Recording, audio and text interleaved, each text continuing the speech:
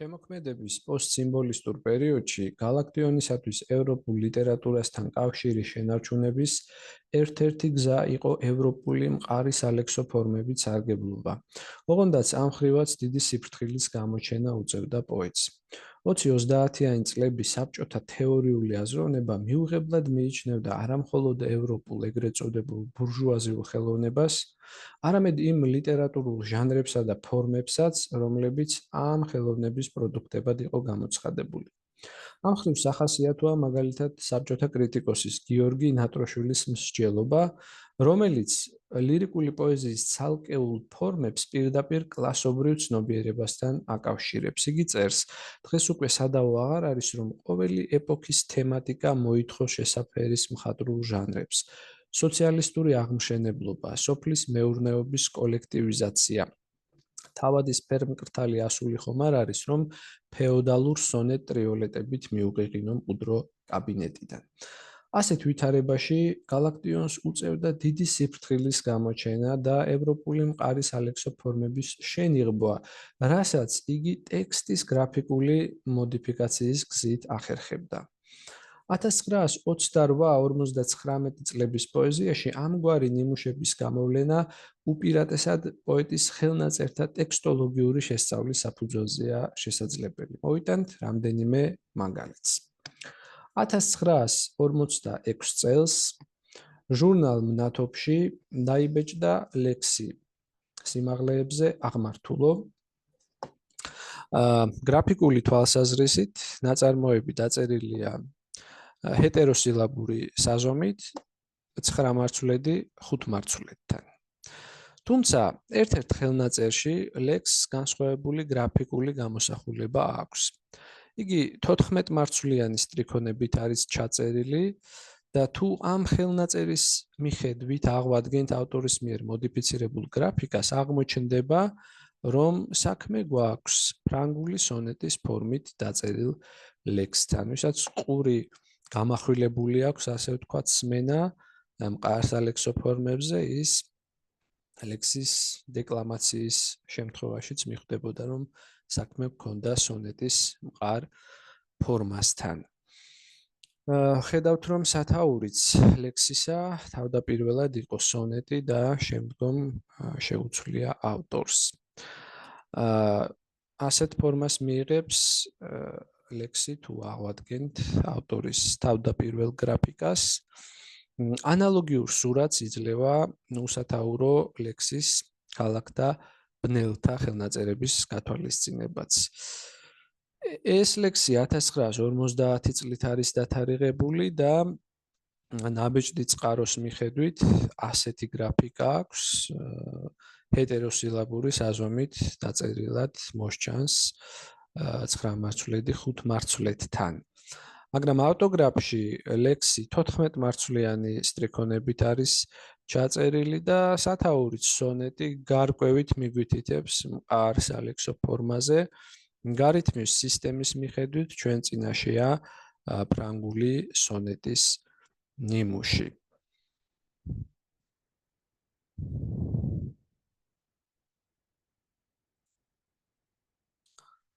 1928 წელს დაიბეჭდა გალაქტიონის უსათაურო ლექსი ქუხდა ხმოვანი ქარი მრავალი და როგორც ხედავთ, ლექსი დაწერილია ასტროფული ფორმით, იზოსილაბური 5 მარცვლედით და ამ ლექსის ავტოგრაფის გათვალისწინების შემდეგ გამოირკვა, რომ ის მყარი სალექსო ფორმით იყო შესრულებული. ხელნაწერში ჩანს აღნიშვნები, რომელიც თავად პოეტს გაუკეთებია, ერთგვარი გამოთვლაც, მინაწერი, როგორი უნდა იყოს გარითმის წესი, რაც მიუთითებდა იმაზე, რომ ლექსი რომელიღაც მყარი სალექსო ფორმით იყო დაწერილი.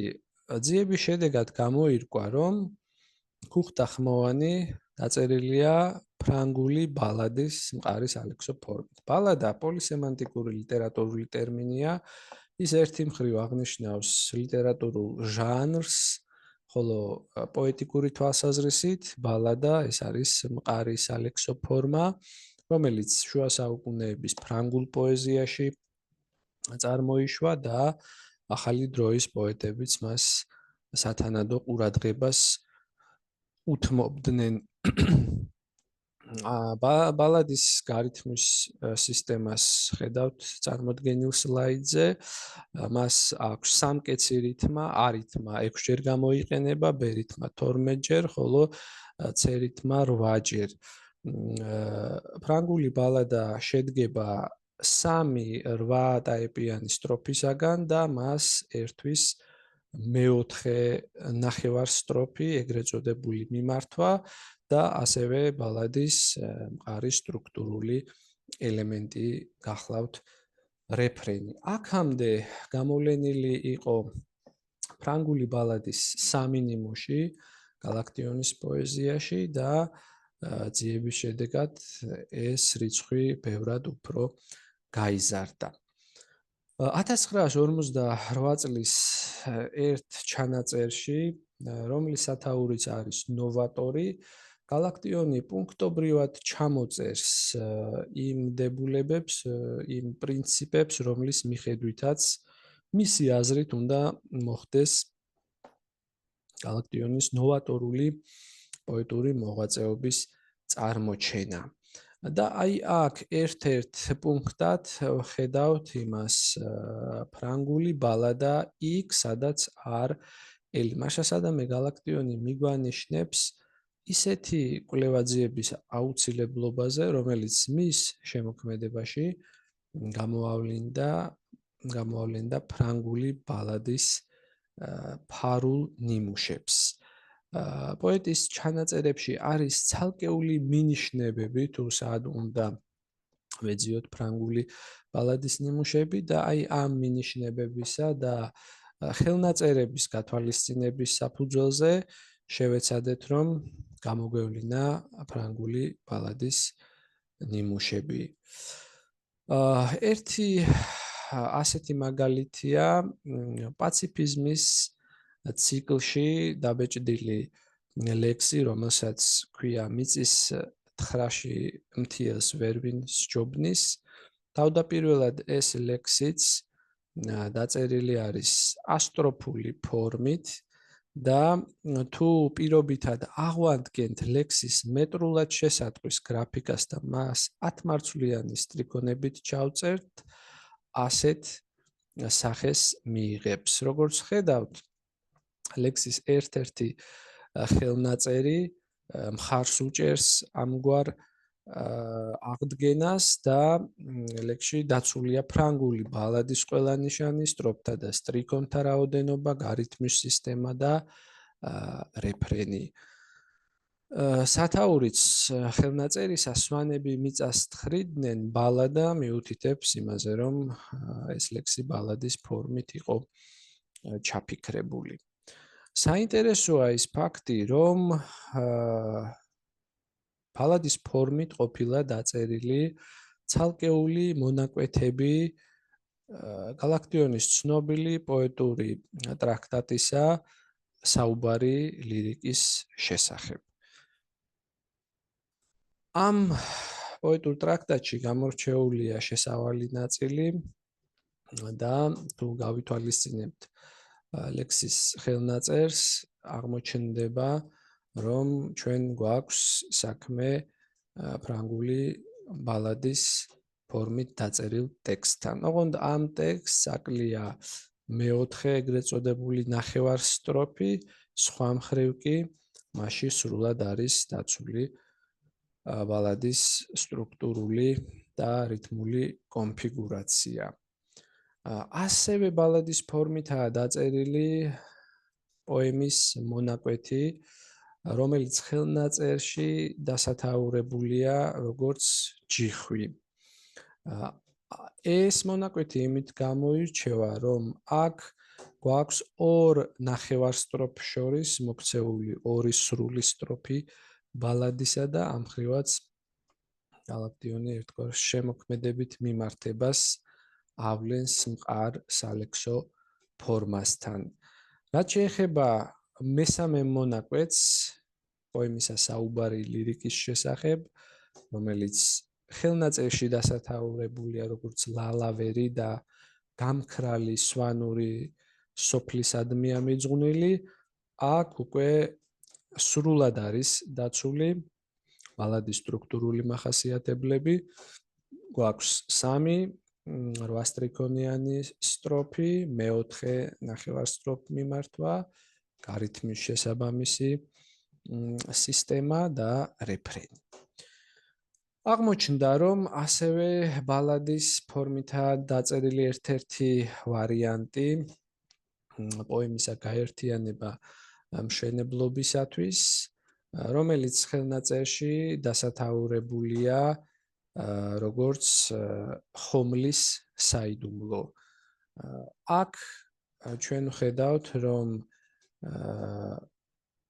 გარკვეული მოდიფიკაციით მეორდება რეფრენი, სხვა მხრივ კი სრულად იცავს წარმოდგენილი ლექსი ბალადის სტრუქტურულ მახასიათებლებს. როგორც ხედავთ, გალაქტიონის არაერთი ლექსი არის ეგრეთ წოდებულ